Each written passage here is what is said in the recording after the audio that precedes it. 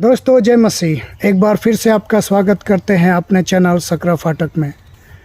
दोस्तों जिस वक्त मैं स्कूल में पढ़ता था, मेरा एक दोस्त था जिसके साथ में मेरा बहुत ही अच्छा संबंध था दोस्तों। और हम दोनों जो है बहुत अधिक समय उसके साथ में हम लोग बिताया करते थे। एक साथ खाना पीना हर एक चीज़ों को हम लोग एक साथ शेयर किया करते थे।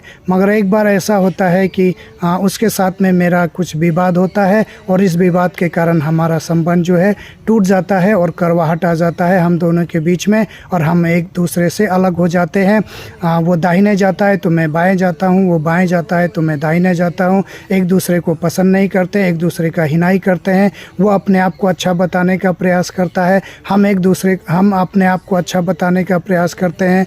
वो मेरा बुराई करता है, हम उसका बुराई करते हैं। इस प्रकार हमारा संबंध जो है बहुत ही खिचर पिचर हो गया था दोस्तों। और किसी को हम एक दूसरे को देखना तक और बातें करना तक पसंद नहीं किया करते थे। मगर अंत में क्या होता है, मेरा एक तीसरा दो व्यक्ति जो है वो हस्तक्षेप करता है और हम दोनों को फिर से क्या करता है, मिला देता है। और हम एक दूसरे के सामने में अपने गलतियों को क्या कर लेते हैं, मान लेते हैं। ठीक इसी प्रकार दोस्तों इस संसार में जब तक हम प्रभु यीशु को नहीं जानते हैं, हमारा संबंध पिता के साथ में टूटा हुआ होता है और परमेश्वर को हम नहीं जानते हैं और इस संसार के रीति रिवाजों के अनुसार नैतिकता के खिलाफ में कार्य करते हैं। यानी परमेश्वर के नैतिकता के खिलाफ में कार्य करते हैं, वो कार्य करते हैं जो परमेश्वर को पसंद नहीं है।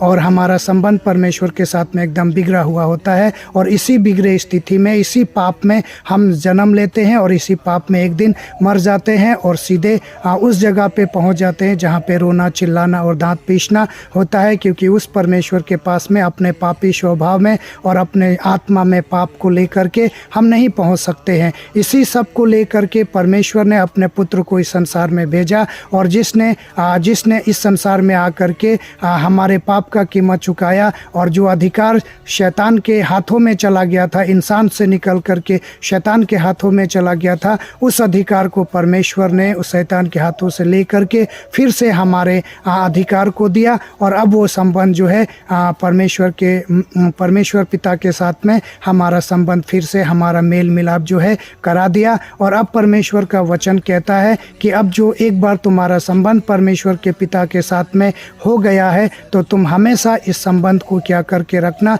मेंटेन करके रखना, इसको बिगड़ने मत देना। दोस्तों इसी वचन को जब हम देखते हैं रोमियो 5:1 में, तो इस वचन को हम पढ़ते हैं, अतः जब हम विश्वास से धर्मी ठहरे तो अपने प्रभु यीशु के द्वारा परमेश्वर के साथ मेल रखे। तो परमेश्वर का ये वचन क्या कहता है कि हम प्रभु यीशु के द्वारा विश्वास करते हैं, किसी और के द्वारा परमेश्वर का वचन हम तक पहुंचता है और हम उस वचन के ऊपर में भरोसा करते हैं, विश्वास करते हैं, अपने पाप का अंगीकार करते हैं, अपने गलतियों को प्रभु यीशु के आगे मान लेते हैं और हमारा संबंध जो है परमेश्वर के पिता के साथ में हमारा संबंध जुड़ जाता है, ठीक हो जाता है। तो अब ये वचन कह रहा है कि एक बार तुम्हारा संबंध उस परमेश्वर के साथ में बन गया है प्रभु यीशु के द्वारा, तो हमें इस संबंध को हमेशा बरकरार रखना चाहिए। मगर दोस्तों जरा रुक जाइए, जब हम इस संसार में हैं, इस संसार में चलते रहते हैं, तो कुछ ना कुछ गलतियां हमारे जीवन में निश्चित रूप से होना ही है। तो जब हमसे कुछ गलतियां हो जाए तो हमें आदम की तरह पेड़ के पीछे छिपने की ज़रूरत नहीं है। जब हमसे गलतियां हो जाती है तो सीधा हमारे पास में हमारा एक वकील है जिसका नाम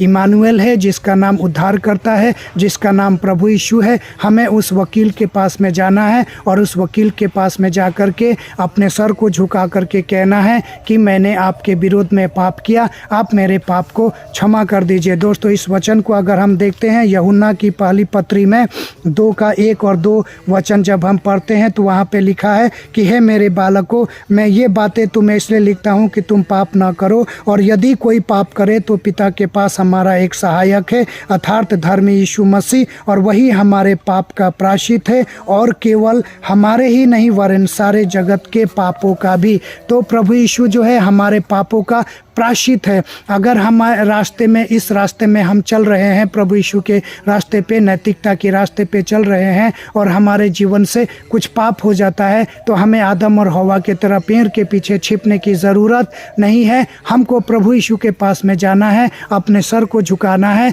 चाहे जैसा भी पाप क्यों ना हो गया हो, प्रभु यीशु के सामने हमको स्वीकार कर लेना है कि प्रभु, हमने पाप किया, हमसे ये गलती हो गई है, हमारा संबंध फिर से पिता से टूट गया, हम ये गलती स्वीकार करते हैं, आप मेरे इस पाप और धर्म को क्षमा कीजिए और हमारा पिता के साथ में फिर से संबंध को जो है स्थापित कर दीजिए। तो आपका संबंध और हमारा संबंध फिर से स्थापित हो जाएगा और हमारा मेल मिलाप फिर से प्रभु से हो जाएगा। तो हमें डरने की आवश्यकता नहीं है दोस्तों यहाँ पे एक बात याद रखिए, पश्चाताप का मतलब ये नहीं होता है, पाप को मान लेने का मतलब ये नहीं होता है कि बार बार उसी गलतियों को हम रिपीट करें। ऐसा नहीं है दोस्तों। एक बार जो पाप करते हैं उस पाप को छोड़ देने का मतलब होता है ही पश्चाताप। फिर दोबारा वो पाप हमारे जीवन से नहीं होना चाहिए, वो है असली पश्चाताप। तो हमको प्रभु यीशु के पास में जाने की आवश्यकता है, किसी और के पास में जाने का ज़रूरत नहीं है या किसी और रास्ते को ढूंढने का ज़रूरत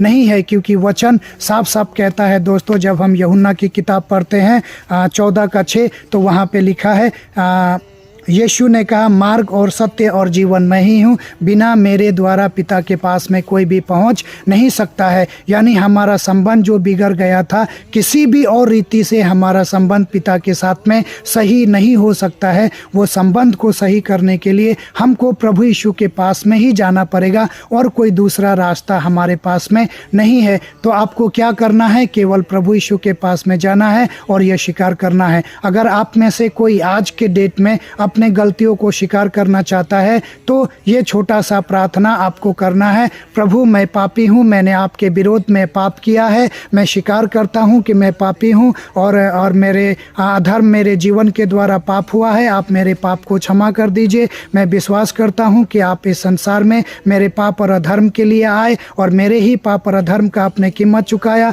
उस कलवरी क्रूस पर मारे गए, गाड़े गए और 3 दिन बाद जी उठे। आप मेरा परमेश्वर है, मेरा प्रभु, मेरा उद्धार करता है। आप मेरे जीवन में आइए और अपना पवित्र आत्मा दीजिए, आमीन कहिए और आपका पाप जो है परमेश्वर क्षमा करेगा और आप परमेश्वर के साथ में आपका संबंध जो है फिर से जुड़ गया है। तो दोस्तों, ये एक सही तरीका है परमेश्वर से मेल मिलाप करने का। और अगर आप और हर दिन इस चीज़ को क्या करना है, हमको मेंटेन करके रखना है, बना करके रखना है इस संबंध को। तो हर दिन अपने पाप को, अपने गलतियों को परमेश्वर के आगे क्या करना है, स्वीकार करना है। तो दोस्तों, उम्मीद है इस वीडियो के द्वारा परमेश्वर ने आप सबको आशीष किया है। तो मिलते हैं फिर किसी दूसरे वीडियो में, तब तक के लिए जय मसीह।